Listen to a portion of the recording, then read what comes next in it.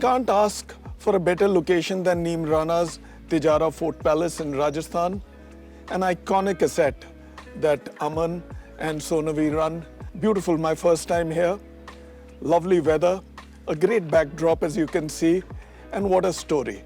A story that we'd really like to take to you all today through this medium and hear it from both Aman and Sonavi. This asset started in 2016 in a collaboration with Rajasthan Tourism, and time and a lot of effort. And Aman has given it his best, and what a beautiful asset. Now, let me get straight to the point. And of course, I'd like to, this is also like a school get together, right? Yes. Aman is my senior from school, yeah, and Sonavi is my junior. Her mother was also my senior, so it's a modernite get together, so to say. Aman, tell us about the very genesis of the idea that today has ended up being such a lean and great business, right? A great brand.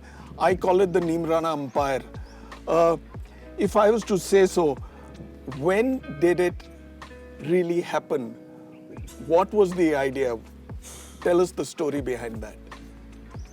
You know, the truth is that when you retrospect, there are many moments, but it was not a planned thing. You know, you don't say, I'm going to grow up and run hotels. But you made it easy for us by saying modern school, which is very important because modern school was, in my opinion, the most creative of all schools. I've taught at the Doon School briefly. I've visited many other schools. But the real story is that, and in modern school, everything was taught to us. You know that, we did carpentry, photography, we did Kathak, we did horse riding, we did, everything. So the spectrum was so wide in culture that it made it easy for us to imagine that we could do all. So being a non-architect and a non-hotelier, it is, I suppose, aptitude and aspiration that naturally drives you in the direction that you want to go. So that's how it happened. But I think there are other aspects to it also. Like many of us in Delhi, we are born of parents, or refugee parents from... Migrants. Okay. No, refugees is really the truth because they came and stayed in tents and they started from zero, So it was, we were not just like, migrated without, bank accounts in place. So it was starting from zero. And that was the best childhood you could have because we were taught the value of everything, of a straw, of a match. I remember a fan being bought, I was 4 years old. It's hard to imagine that 4 years in our life, we must have lived without a fan. We slept on the terrace. So that was the great childhood one should aspire to have, where more is made out of less. But we never once, I don't remember once having the feeling of, anything less than abundance. At the dining table, at home, with guests coming. We lived a normal life. How and where that food was brought to the table and how our parents raised us, and all of us actually, because you talk to thousands of people who were raised in Delhi, and they were, so that gave the entrepreneurial spirit. But then my aptitude was towards, art, carpentry, building, even as children, building with mechano blocks and all that. And because we didn't have an ancestral house and we heard that we came from a very eminent family, because my great-grandfather was the first Indian sessions judge in British time, which was a big thing. And he was one of the founder members of the Punjab National Bank, of the DAV colleges. So, born in a family with a lineage, you're on the road, so you know where you have to go, but you don't know how you have to go, except by pure hard work and by ingenuity, innovation, and thrift. So Neemrana is all those things. What we see over here today is an amazing structure. In some way, it looks like a real old fort without restoration. But whatever little I spoke with Sonavi today and I saw in pictures, this was a dilapidated structure. It just didn't exist. And you started 30 years ago, right? Soon you'll be 30. But now you have almost 5,000 plus years of history with the assets that you have restored, Yes. to take to your clients who keep coming. What's the story? No, so the story is seeing everything differently, because when people ask, what was your budget? You never have a budget when you start something, If you ask the people, you look at H.P. Nanda who did escorts, nobody had a budget when you're a refugee. But you add one and make it 10, and then, and it grows by geometrical progression, because you know how to invest, where you can fill in the gaps, and where you mustn't do what the world isn't looking for. So I think that in the 60s, India saw that kind of tourism, because the foreigners were not coming. Everybody thought they would die of some disease or, in a plane crash and so on. So the hotels were doing the right thing. They were trying to emulate the West and create something where people who came from outside felt at home. So they said, oh, it's just like us, we can have a Coca-Cola, we can have a hot dog, or whatever the Intercontinental, offered at that time. But by the time I grew up, I sensed and I knew that was kind of getting over. It was not no stroke of genius, because people were now traveling to see the difference. They were not wanting to say, I'm leaving my house and I want to go to a place which is exactly like my house. People say a home away from home. It can be in the intangible feeling of, but it's not really what you want. You don't want to leave your house, arrive at a place and say, gosh, it looks just like my house. Then why have you spent this money and energy? So I think it should not resemble your house at all. This doesn't look like anybody's house. Nobody has acres of, mustard fields or rice fields or wheat fields or whatever is grown around us. And nobody has such a, sort of magnetic location of 8 acres of fort. But what is the story of this is that it was never completed. So a Maharaja started to build, and 13 years after he built, he lost his life. We don't know if he was, bumped off or he died a natural death, and it went back to the Alwar state. And nobody was interested in this. So it was ravaged, and there's enough iconoclast, people come from the villages, remove stone arches and pillars. So it was an absolute ruin. So that, for somebody like me, is both a challenge and something which excites me in a very modern school way, if I might say. And excites you how? You've not just done one asset, you've done so many of them. Yeah, Neemrana has done about 32 properties all over India in 18 states. It's not just a private madness. It becomes a commitment. Once you say you've got a magic wand and you walk in a graveyard and you touch a grave and somebody comes alive, then you start enjoying it. So you wake up one building, another, and so on. And this is a conquest of forts, but without war, without firing guns, So fortunately, my name is Aman. So it is a, kind of peacetime conquest, a creative conquest. And then Nath. And Nath, yes, Lord of Peace. Yeah. Okay. So that brings me to my next point, which I was just thinking about. So in more ways than one, you've actually given back to the society by infusing new life into assets which had really gone beyond end of life. Yeah. They've been written off, actually. Nobody, people, when I first did Neemrana, everybody thought I was an agent of Rajneesh. There were a lot of articles. They were saying that Rajneesh will come and hide some treasures here, or I don't know what they were imagining. But then they got to know me slowly. I was very young then, and they got used to the idea that I was not, even here, that I was not a smuggler who was going to come and put his gold bricks here, because you employ people and they meet with you, they talk with you, and I'm as transparent as glass. I hide nothing from people because I have nothing to hide.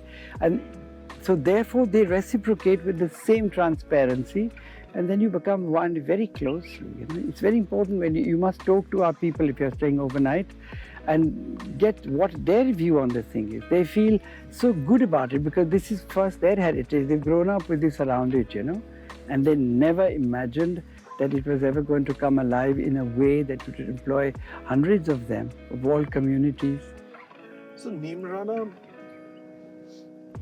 in its own way, is a very big brand today.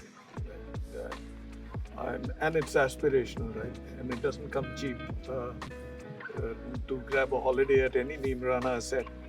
Having said that, like you just said about, you were speaking about employment. You've done so much of direct and indirect employment.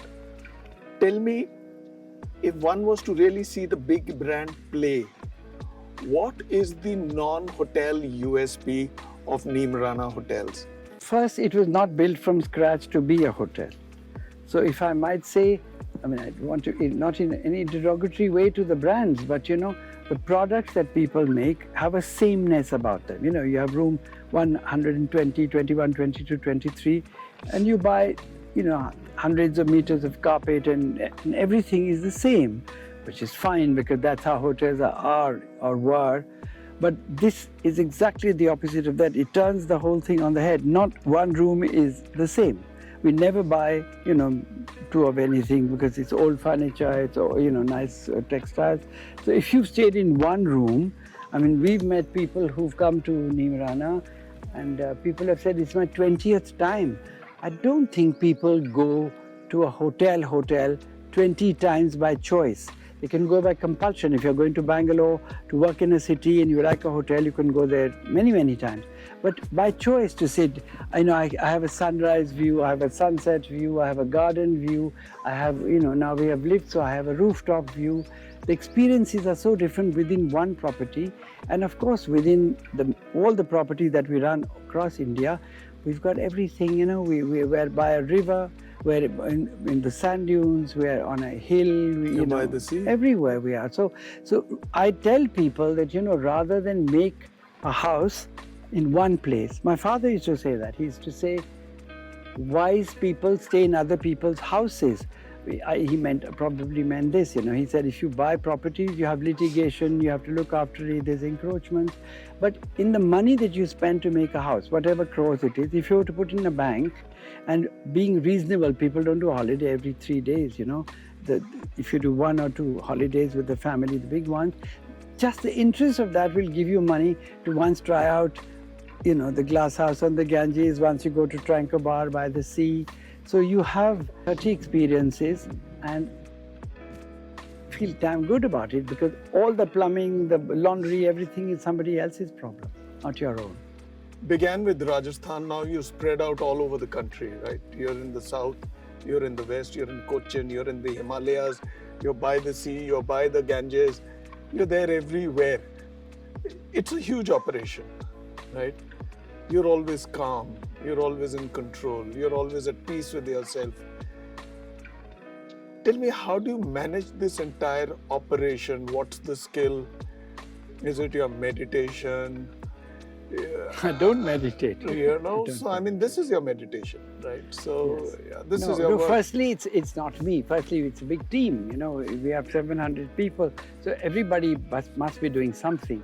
So if everybody does their bit and you empower them and believe in them, then you've got that many hands, So either you lock everything and run behind people, chase them and all. We made systems, and since Sonavi has come, the systems have been, systems also get fossilized. You have to wake them up and remind people it's not just a thing, one operation on number 1 and one number 10, but that you have to activate them. So now people, because we take special pride in the fact that majority of our people were not trained. They're raw people, and Indian people are so clever and so warm, hospitality comes naturally to them. So if you teach them systems and you empower them and give them all that it takes to present their department, then there's nothing that holds them back. It is really a team operation. Of course, there is a vision. You say what kind of property you want to do, because you can't expect everybody down the line to just come. But so many properties are offered to us, each of us, and visitors come here.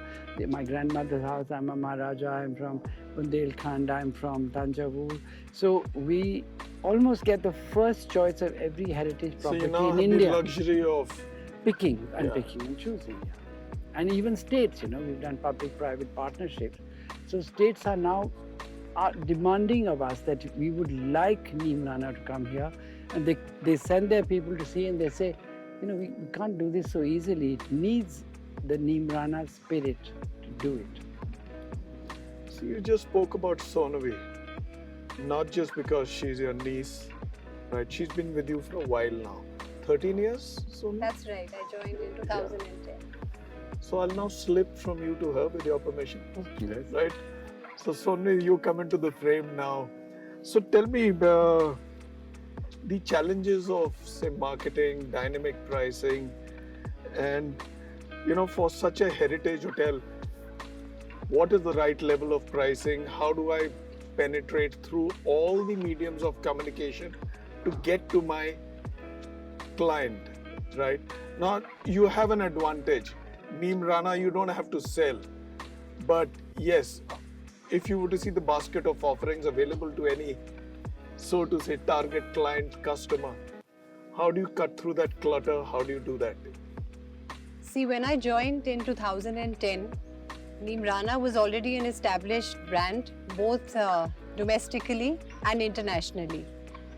So I think that in itself was a huge advantage. We weren't starting out afresh. It was already very, very well known.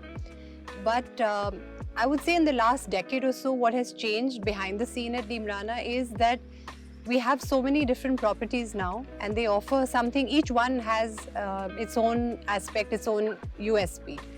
And to make these properties feasible through the year is where we all come in. And whether it is dealing with the traditional travel agents that still deal offline, or dealing with the modern OTAs, we've done a lot to make ourselves travel friendly and to also ensure that we have rate parity like all the other hotels. Last year, we participated at the World Travel Market in London for the first time, and it was really fascinating because we had this huge photograph of the flagship property, and we also had all the other hotels which are a part of our portfolio, which were displayed. And interestingly, people were coming up and saying, I swam in that swimming pool in 2015. And somebody was coming and saying, I've stayed in Aman Villas, and tell me what else is going on at Neemrana. So it's been a beautiful journey for me. I've learned a lot because earlier I was working in a traditional hotel chain, to speak. And Neemrana has really taught me a lot. And I think one has to keep evolving as we go along. So both from the sales and marketing perspective, as well as from an infrastructure perspective, because people are really now looking for comfort as well as a unique experience. So that's really where I come in. 13 years is a lot. So one can safely asking you, looking back, from where Aman brought you in, you came in, handed you over a mandate. What has changed? I mean, you become more professional or what? So, I think again, there are just so many aspects to, if I had to put it in a nutshell, I would say that my formal association with Neemrana started in 2010, but I had a childhood association since Mr. Nath was restoring the fort, the Neemrana Fort Palace. So I felt that there was an important aspect, and that was to balance the local workforces that are actually running the show on a day-to-day basis and all the think tanks that we have back in the corporate office in Delhi. Because sometimes what may seem like a very fantastic idea or a path-breaking idea may not actually be something that you can implement in a property, in a heritage property. There are constraints, you have torrential rains that take place, you have winters where the sun doesn't come out at all. There are so many different aspects as well. And we have a very, very diverse clientele. So I think over the years, what we've really done is to function in a very modern way behind the scene. So we've really compartmentalized different aspects of the operations, the day-to-day operations. So Neemrana, maybe earlier back in the day, did not really have a sales team, as you said. You didn't really need to go out and get the business. People came to you naturally. Now that's something that we've changed. So along with the reservations team, we have a sales team as well. More than a decade or so ago, we delved into online reputation management, social media. We're all involved personally in terms of purchase. We actually, choose every single thing that you see in a Neemrana property, in any Neemrana property, has been handpicked. So I think that's really where the difference lies. And we are very, very dedicated to our people. And, constantly we're in touch throughout the day. I mean, sometimes even in the night we'll get a call, and we're always available. And I think we have a very humanitarian approach towards hospitality. So we look at things from the perspective of our team and also from the perspective of our clients. Interesting that you spoke about your people and your humanitarian approach. Part of your mandate, apart from running the entire ops, right, is the financial side of it and people management, right? People management is extremely critical to this industry, which would collapse if not for people, right? So, and you've kept your attrition so low. Your entire old team is with you. They're all there and you're growing. Yes. So that's a beautiful thing to have for any CEO. Tell me, how have you managed this? And so we actually, as I mentioned, have a very different outlook towards the business model. And more than a decade ago, we introduced education reimbursement, which was something that other hotel chains probably hadn't even thought about for their team members. We offer interest-free loans, and this is again has been there for a long time. And this is a facility where in the time of need, Neemrana is there for you. It could be a medical emergency, it could be the marriage of your child, or we want everybody to grow in their life, or even the purchase of their home. So these are aspects where we really think. Example you could give. Yes. yeah, COVID is a great And example. especially in COVID, we have a term in all our terminology, in all our communication, we talk about the Neemrana family. And, we read about so many media reports about, people just being retrenched, and there wasn't really any thought that came into our mind at that point, apart from the fact that we had to keep our family together. And I think that is something where even when I went back to Cochin after, because Kerala was hit very, very badly during both the lockdowns, everybody turned around and said that, the way that Neemrana looked after us during this time, we will never forget it. And we're here to, give it back in whichever way we can. So again, it's financial management and people management, which are actually intrinsically linked to each other. And we're a very conservative company. So we keep actually investing back into the company, and we keep trying to improve our infrastructure. I'm an avid traveler as well. So wherever I see something which is practical for the hotels, I try and implement it. You wanted to say something. I wanted to say that people are really surprised that we've never taken a loan. And that surprises hoteliers and friends. They say, "You've never taken a loan to do projects like this," just out of sheer hard work. I mean, I work 20 hours a day, even today. And for me, the joy is, when you were talking about the pan-Indian thing, that we have restored properties of the Chauhans, of the Marwadis, of the Rajputs, of the Marathas, of the Sikhs, of Jadavs. That Kesoli was even a Jat and a Kayam Khani property. And then we've done Dutch, Danish, Portuguese, British, Scottish.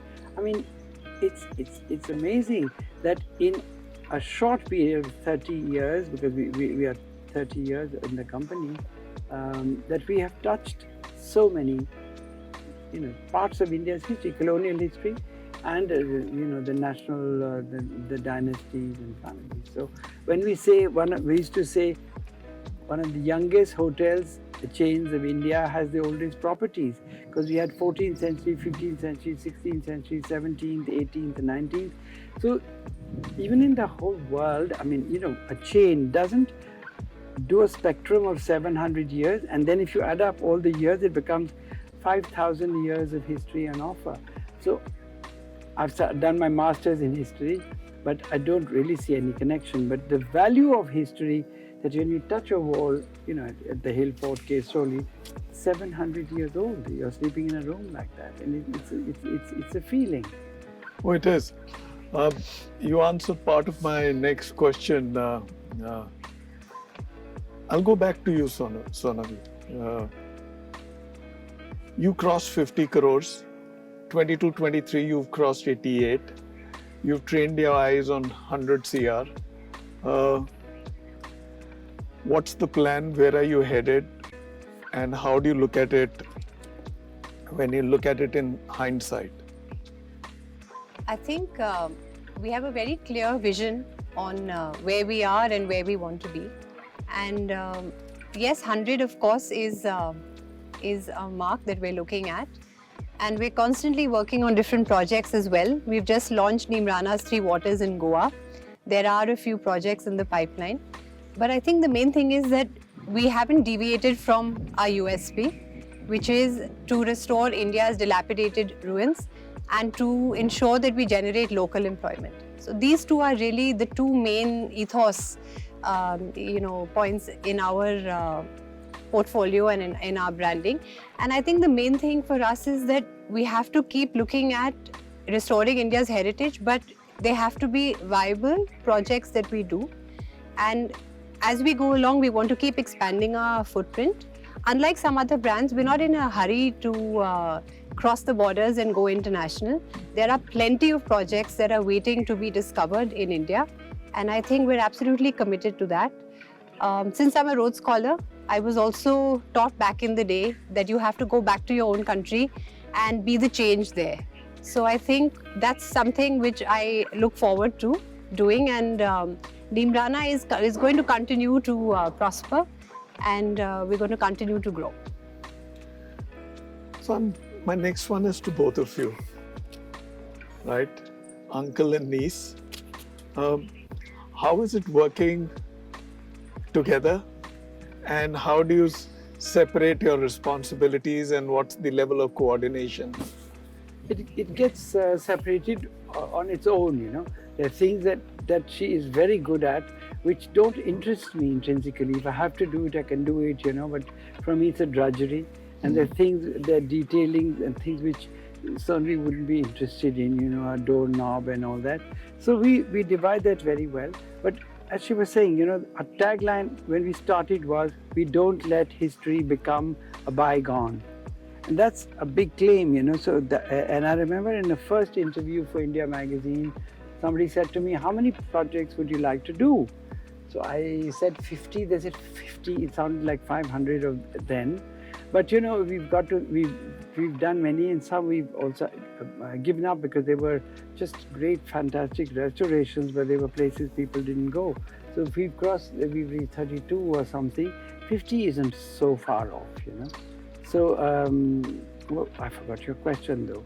No, I mean, how is it working between? Yes, no, I did answer with that. Your So niece I said, so we work professionally, and knowing each other and sharing some common blood is always an asset. That means there is an unspoken understanding about so many things. I think it's been great. I learn from him every single day, and he's an example of somebody who's made a difference in so many different lives. And every time we disagree on certain things as well, which is great and healthy in a corporate setup. But then we always think about it, and we always arrive at an amicable solution, which is always in the best interest of the company. So I think as long as there's ground for everybody to express their opinion and to keep moving forward positively, it's only an advantage to be related. Excellent. That brings me to the last, but not the least. 9th of July, you guys became 30, right? And that's, looking back, 30 is a lot, right? But looking ahead, it's just maybe halfway through, or maybe 25% of. Tell me about your vision right? And Sonavi, you also step in, what is it that you'd like to be remembered for, right? You know, the cosmos is so big. If you think about it, we don't even count on it. But if you don't get into that, you don't really do things to be remembered. But posterity remembers you if you touch history and, wealthy people, there are many. You can wear the most expensive ring in the world, but you're dead and it goes to the next person who can afford to buy it. But architecture is something that sits there. And the Taj Mahal is there, and the Basra chadar, which covered the graves, which had 5 million pearls and was apparently valued as much as that, was fought over in the next generation. They tore it apart and all those millions of pearls went into the ground. So that was lost. So I think whatever we've done, if we've extended the life of Neemrana, will be 560 years next year. So if we've extended its life by 500 years, and if 300 people's livelihood depends upon it, they will see to it that it prospers, because it's related to their prosperity. Whereas in the past, it was a different ball game. It was the ruling head, etc. So this is a company, and I think so. We already answered that question. So tell me, how are you going to carry the legacy ahead?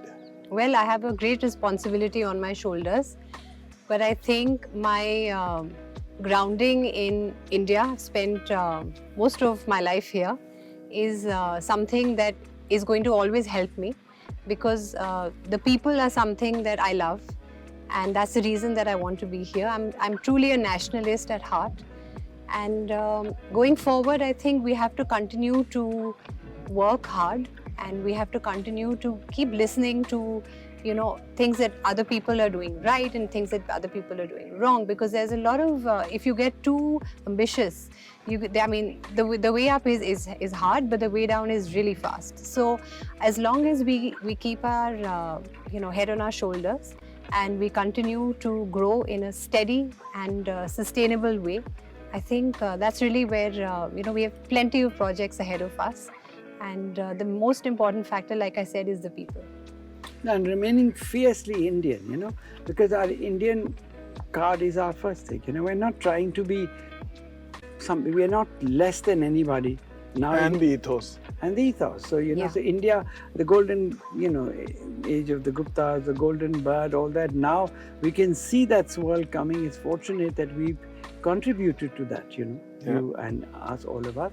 And it's on the upswing, and so much of the West is on the downswing. It's rather not be there. And when you travel in the countryside and see young people, average being 25, 30, it's a great feeling. We can't be dead, we are alive. We have to be fiercely Indian and not copy them, but find our own ways, much like the Japanese did when they conquered the world.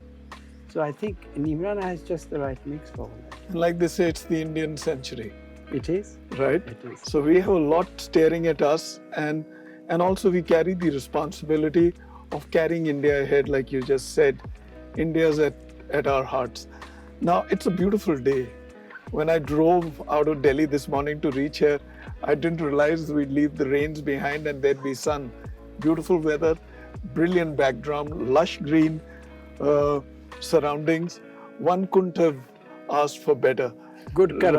Right? Good karma. Thank you for having us over here today. It's been an absolute delight, an absolute pleasure. I look forward to this evening and wish you all the luck. May Neemrana go places. May you both carry the torch of India ahead. And God bless you. Thank you very much. Thank you. Thank you so much. Thank you, Aman. Thank you. Thank you.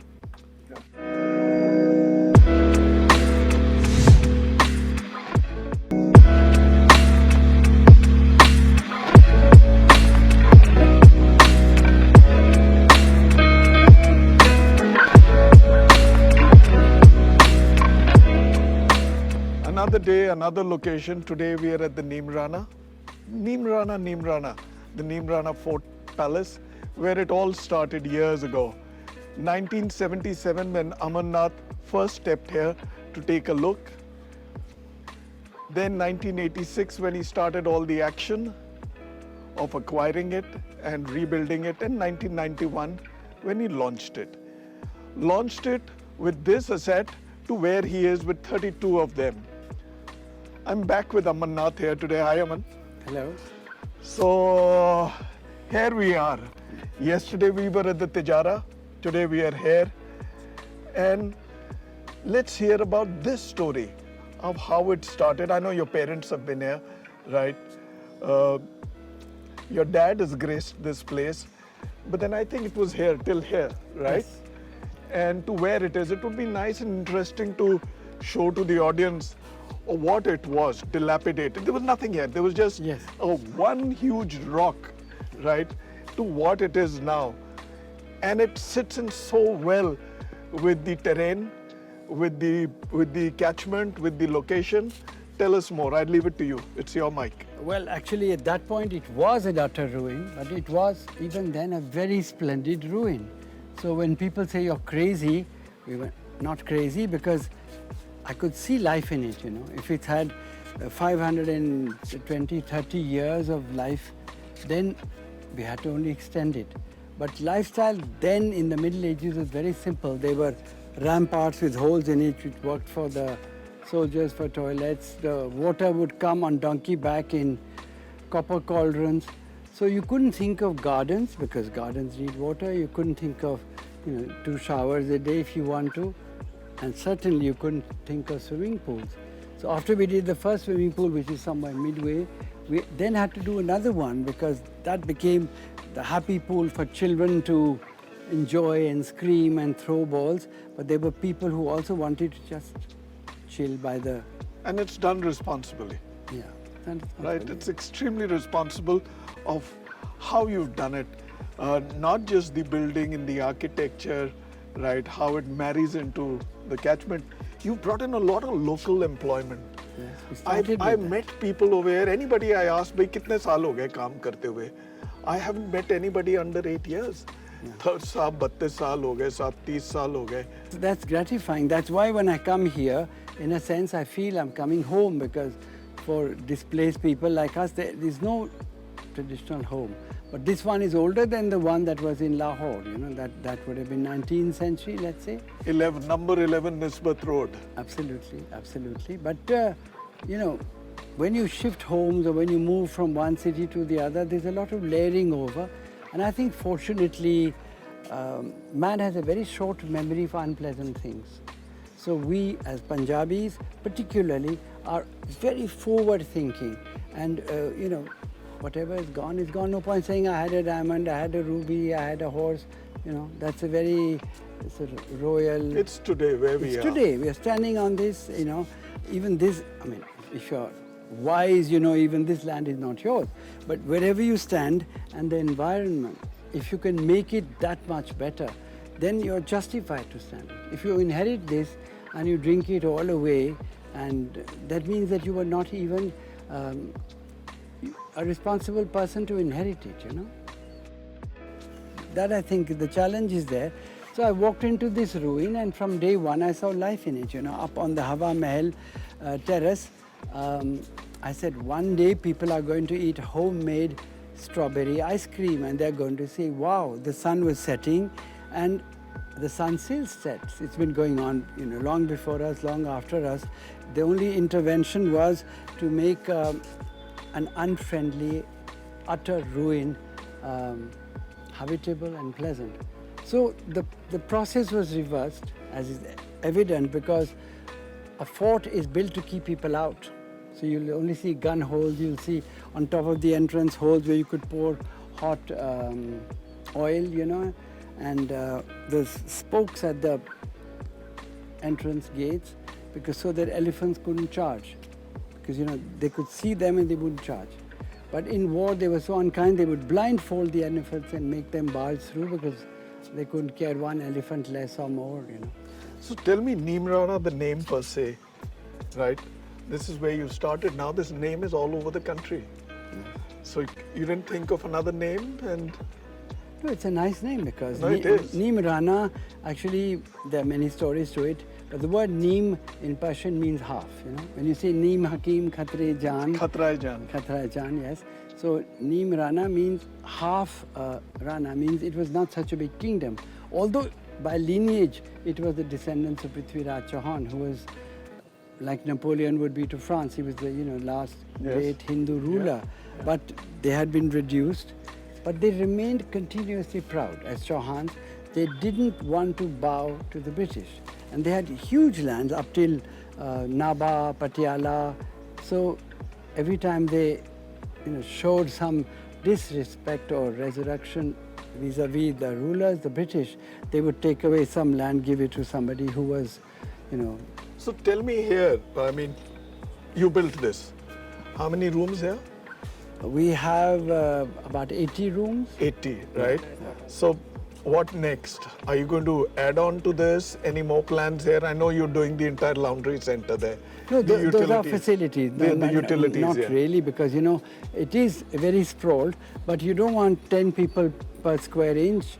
So what happens is that people have their mahal, which is the word here for a suite or room, and then they have their courtyard or balcony or garden or whatever, and they see themselves, the sky and the cosmos. But when they come for a meal, then people say, where have all these people come from? Because then it's like a city, it's like petering out. And then you see everybody together. But the photographers are happy because it's like studio light for them. Yeah. So.